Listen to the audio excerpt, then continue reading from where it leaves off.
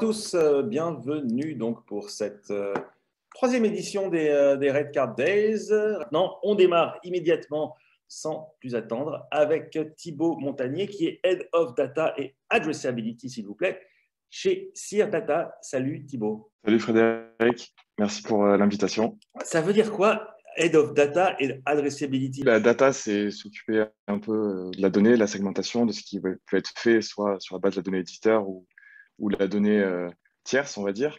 Et addressability, c'est un peu un terme qui est un peu à la mode en ce moment, puisque c'est la capacité de toucher, de cibler un utilisateur. Et on sait, avec tout ce qui se passe aujourd'hui au sein de l'industrie, que ça devient de plus en plus difficile. D'accord. Et donc, chez Seer Data, vous en êtes où en ce moment?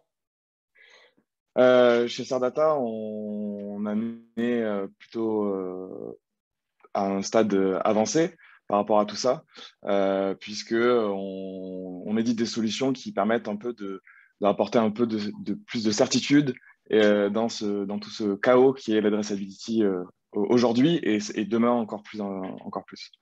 Arrête-moi si je dis une bêtise, mais notamment nos amis, nos fameux amis cookies, si je ne m'abuse, c'est eux justement qui nous aidaient à faire cette fameuse addressability et à être capable d'aller retoucher quelqu'un que j'avais déjà touché avant. Ça, c'est pour ça que c'est un peu mis à mal aujourd'hui. Enfin, la fragmentation de l'identité, donc la capacité d'adresser un utilisateur, elle n'est pas nouvelle. Elle a été importante par rapport aux usages qu'on a. Hein. On a plusieurs appareils qu'on utilise, donc il faut pouvoir nous réconcilier notre identité entre différents appareils, aussi technologiques, les systèmes propriétaires, Apple avec leur operating system ou Android sur mobile, ou même entre le on et le off. Donc ça, c'était pas nouveau. Mais c'est vrai que avec les changements technologiques et légaux et réglementaires, il y a encore plus de fragmentation de cette identité puisque aujourd'hui, on a un consentement ou on n'en a pas, ou eh bien, des nouveaux standards sur le web qui arrivent avec la Privacy Sandbox qui va faire en sorte qu'on va pouvoir reconnaître un utilisateur au sein d'un univers sandbox de Chrome, a priori, puisque d'autres navigateurs vont pas forcément supporter les mêmes standards. C'est que ça arrive à faire un peu caviar les cieux. Donc, ça rajoute encore plus de complexité et de fragmentation dans cette course pour identifier un utilisateur, le monétiser côté éditeur, et pour un annonceur, avoir une vision 360 de ce qu'il peut faire au sein de ses campagnes. Et comment on va faire justement maintenant pour les reconnaître, ces gens qui vont se promener à gauche et à droite, puisque on est en train de dire que d'un côté, on perd nos amis les cookies, et que de l'autre côté, effectivement, avec ces consentements et tout ce qui implique derrière, avec différentes règles en fonction des navigateurs, comme tu viens de l'expliquer, comment est-ce qu'on va faire pour les retrouver? Ça va être de plus en plus complexe, et honnêtement, il n'y a pas de solution qui va allier euh, l'ensemble des use cases et le scale, enfin la possibilité, le volume. Aujourd'hui, il y a beaucoup de solutions d'ID, on en parle beaucoup, des solutions d'identity qui reposent sur des cookies malgré tout, puisque ces ID sont stockés en cookies first party. C'est les cookies third party dont on parle aujourd'hui dans le débat sur l'industrie. Mais il y a beaucoup de solutions qui vont reposer sur des solutions d'ID qui vont avoir vocation à couvrir l'ensemble des use cases possibles.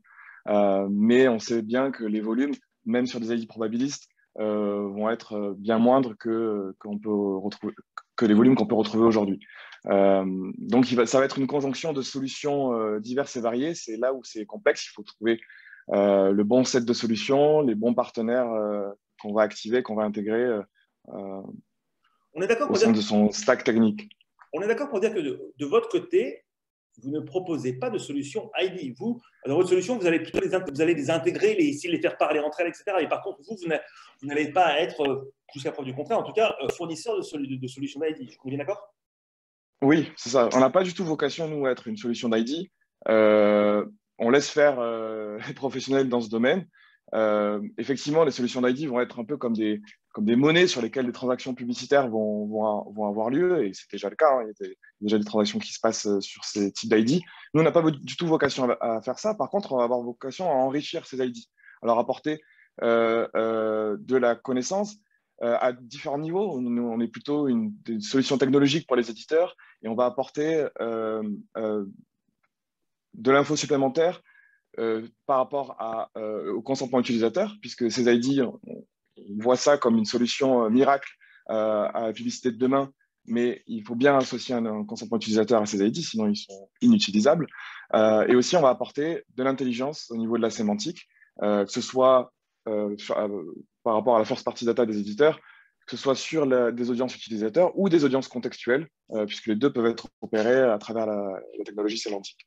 D'accord, donc ce qui fait qu'avec l'ID, en fait, j'ai un utilisateur qui arrive, qui a été identifié à l'extérieur. Moi, ce que je fais, c'est que j'essaie de le réconcilier avec au niveau de l'éditeur, avec l'information que j'ai, qui est déjà liée au consentement, et puis qui, en plus, avec toutes les sauces que je vais pouvoir rajouter pour, comme tu disais tout à l'heure, de la sémantique et ce genre de choses, pour justement enrichir et être capable d'avoir un profil qui soit plus targetable, donc plus monétisable, mieux monétisable pour l'éditeur et mieux ciblable donc derrière pour l'annonceur. Et donc plus de revenus, exactement.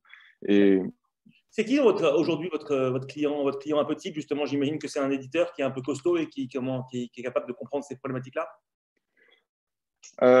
Oui, totalement, puisque ça s'adresse, effectivement, c'est quand même des choses complexes à appréhender. Il faut aussi des ressources en interne pour les opérer.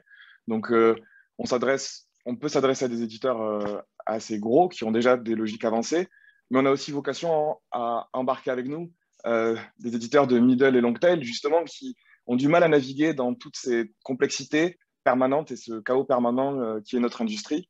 Et c'est pour ça qu'on développe aussi des solutions qui leur sont adressées, notamment une solution qu'on a appelée Addressability Dynamic Solution, qui va permettre dès le début de orchestrer 3 scénarios de data pour l'éditeur.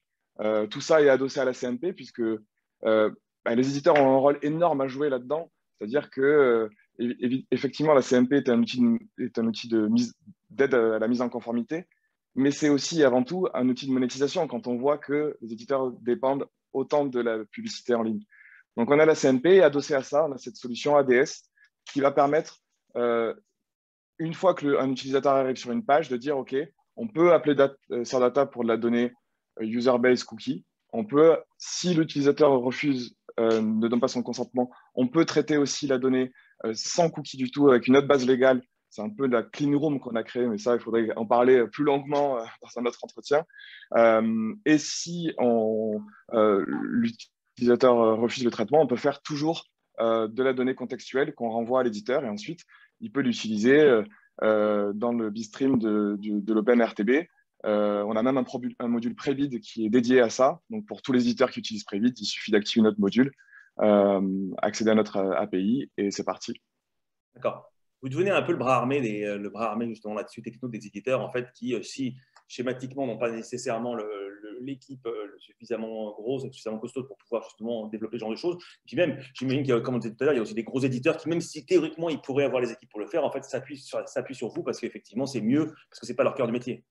Oui, oui, ils peuvent avoir intérêt de le faire, à moins que voilà, ils ont mis des ressources importantes à gérer un gros set de first party, comme le New York Times l'a fait, ils ont même une data marketplace pour ça. Mais malgré tout, ils peuvent être aussi intéressés à travailler avec nous pour gérer tout ça pour eux, du consentement utilisateur jusqu'à l'enrichissement des bid requests. D'accord. Dis-moi, ça fait déjà 8 minutes, un peu plus de 8 minutes qu'on discute tous les deux. Donc, ce que je te propose, c'est que tu nous… comment tu as envie de conclure? Qu'est-ce que tu as envie qu'on retienne? J'ai envie de retenir que les gens retiennent que malgré tout le chaos et la fragmentation et toute la complexité de l'écosystème, que les éditeurs ont un rôle majeur à jouer en reprenant le contrôle de leurs données. C'est ce que leur permet notamment des standards comme le TCF V2, mais aussi d'avoir une démarche qui se tourne vers des solutions qui amènent un peu plus de certitude dans tout ce chaos permanent qu'est notre industrie. Donc, une adoption des standards. On voit l'émergence et la place que prend les standards du TechLab et encore plus Prebid. C'est pas anodin que Prebid, qui est très orienté éditeur, prend de plus en plus de place. Et donc, l'importance d'intégrer des solutions innovantes qui vont répondre aux enjeux de demain et qui vont enlever un peu de complexité à tout ça et qui vont permettre aux éditeurs de les accompagner pour mieux monétiser leur inventaire, puisque la publicité en ligne reste le business model dominant malgré tout pour l'instant. Thibaut, merci beaucoup en tout cas. Donc, je rappelle que tu es Head of Data et Addressability chez Data. Et donc, merci beaucoup pour cet entretien. Et de toute façon, on rediscutera rapidement avec vous. Merci beaucoup et à bientôt. Merci pour l'invitation. Au revoir.